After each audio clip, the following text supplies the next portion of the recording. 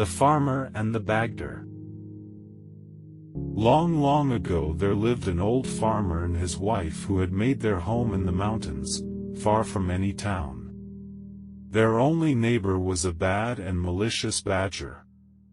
This badger used to come out every night and run across to the farmer's field and spoil the vegetables and the rice which the farmer spent his time in carefully cultivating.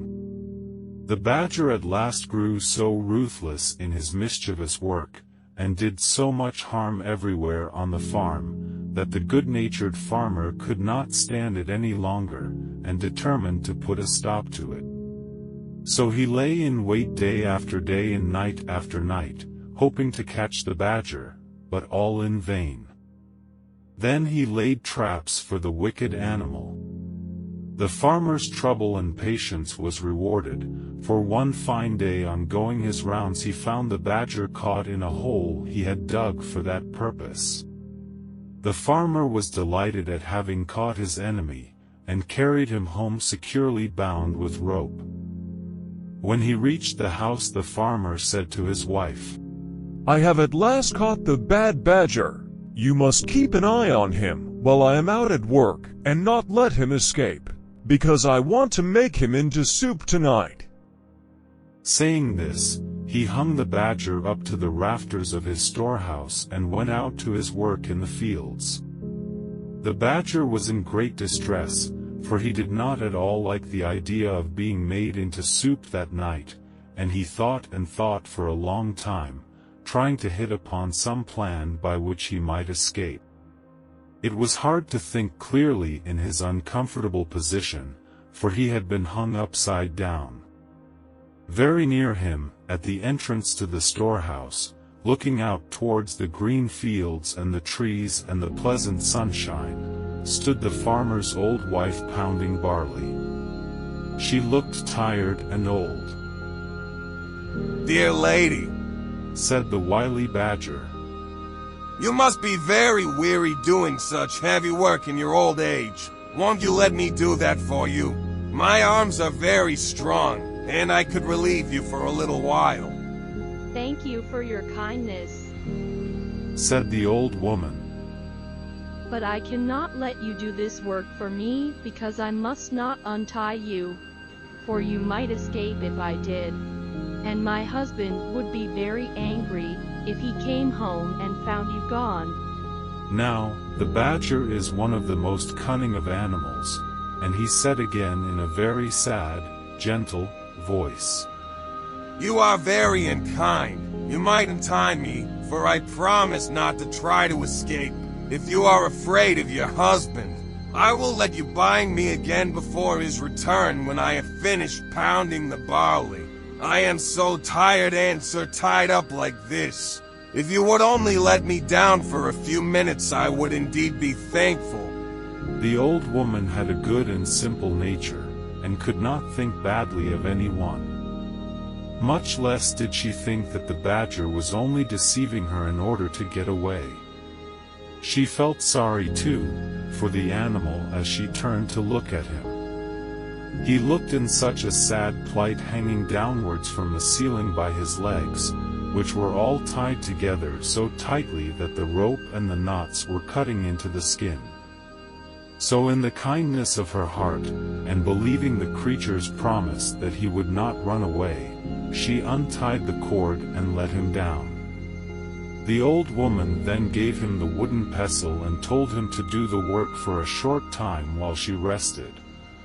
He took the pestle, but instead of doing the work as he was told, the badger harmed the old woman, made her fall to the ground. The old man worked hard in his fields all day, and as he worked he thought with pleasure that no more now would his labor be spoiled by the destructive badger. Towards sunset he left his work and turned to go home. He was very tired, but the thought of the nice supper of hot badger soup awaiting his return cheered him.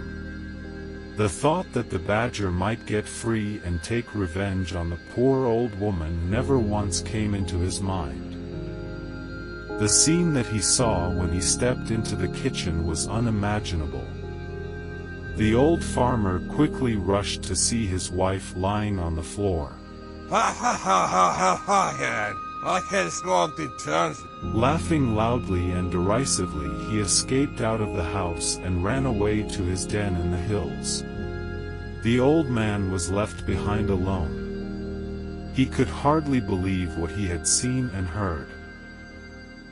After a while he came round and burst into tears.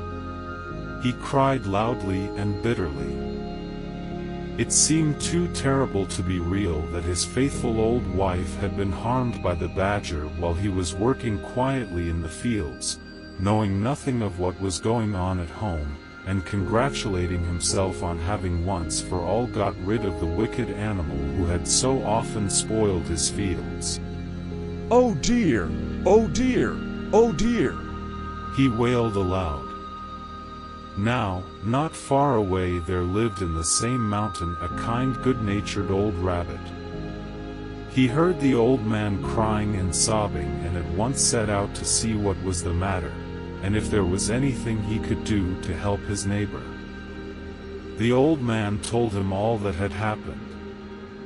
When the rabbit heard the story, he was very angry at the wicked and deceitful badger, and told the old man to leave everything to him and he would avenge his wife's wound. The farmer was at last comforted, and, wiping away his tears, thanked the rabbit for his goodness in coming to him in his distress. The rabbit, seeing that the farmer was growing calmer, went back to his home to lay his plans for the punishment of the badger. The next day the weather was fine, and the rabbit went out to find the badger. He was not to be seen in the woods or on the hillside or in the fields anywhere, so the rabbit went to his den and found the badger hiding there, for the animal had been afraid to show himself ever since he had escaped from the farmer's house, for fear of the old man's wrath. The rabbit called out, "Why are you not out on such a beautiful day? Come out with me, and we will go and cut grass on the hills together."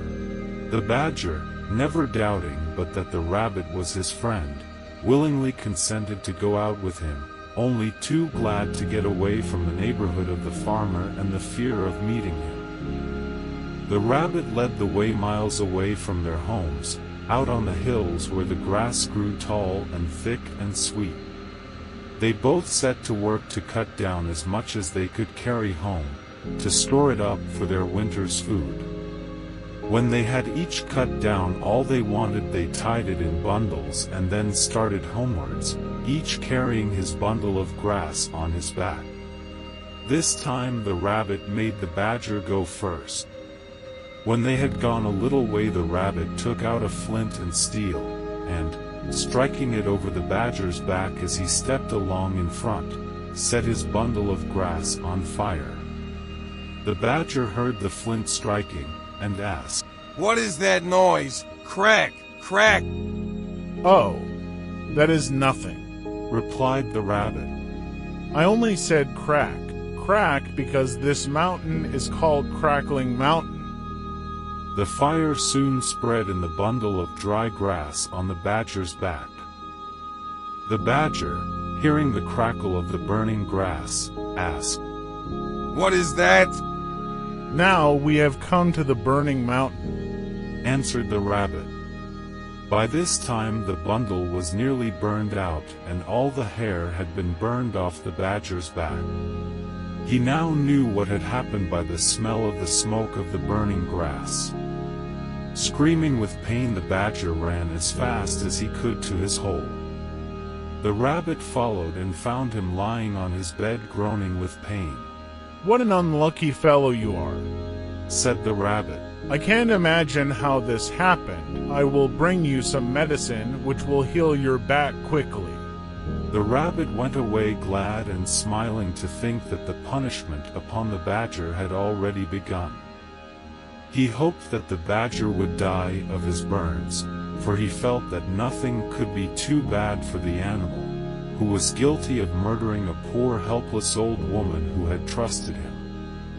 He went home and made an ointment by mixing some sauce and red pepper together. He carried this to the badger, but before putting it on he told him that it would cause him great pain, but that he must bear it patiently, because it was a very wonderful medicine for burns and scalds and such wounds. The badger thanked him and begged him to apply it at once. But no language can describe the agony of the badger as soon as the red pepper had been pasted all over his sore back. He rolled over and howled loudly. The rabbit, looking on, felt that the farmer's wife was beginning to be avenged. The badger was in bed for about a month, but at last, in spite of the red pepper application, his burns healed and he got well. When the rabbit saw that the badger was getting well, he thought of another plan by which he could compass the creature's death. So he went one day to pay the badger a visit and to congratulate him on his recovery. During the conversation the rabbit mentioned that he was going fishing, and described how pleasant fishing was when the weather was fine and the sea smooth. The badger listened with pleasure to the rabbit's account of the way he passed his time now, and forgot all his pains and his month's illness, and thought what fun it would be if he could go fishing too, so he asked the rabbit if he would take him the next time he went out to fish. This was just what the rabbit wanted, so he agreed. Then he went home and built 2 boats, one of wood and the other of clay. At last they were both finished, and as the rabbit stood and looked at his work he felt that all his trouble would be well rewarded if his plan succeeded, and he could manage to get the farmer's wife's death avenged now. The day came when the rabbit had arranged to take the badger fishing. He kept the wooden boat himself and gave the badger the clay boat. The badger, who knew nothing about boats, was delighted with his new boat and thought how kind it was of the rabbit to give it to him. They both got into their boats and set out. After going some distance from the shore the rabbit proposed that they should try their boats and see which one could go the quickest. The badger fell in with the proposal, and they both set to work to row as fast as they could for some time. In the middle of the race the badger found his boat going to pieces, for the water now began to soften the clay. He cried out in great fear to the rabbit to help him. But the rabbit answered that he was avenging the old woman's murder, and that this had been his intention all along, and that he was happy to think that the badger had at last met his deserts for all his evil crimes, and was to drown with no one to help him. Then he raised his oar and struck at the badger with all his strength till he fell with the sinking clay boat and was seen no more. Thus at last he kept his promise to the old farmer. The rabbit now turned and rowed shorewards, and having landed and pulled his boat upon the beach, hurried back to tell the old farmer everything, and how the badger, his enemy, had been killed. The old farmer thanked him with tears in his eyes. He said that till now he could never sleep at night or be at peace in the daytime, thinking of how his wife's death was unavenged, but from this time he would be able to sleep and eat as of old.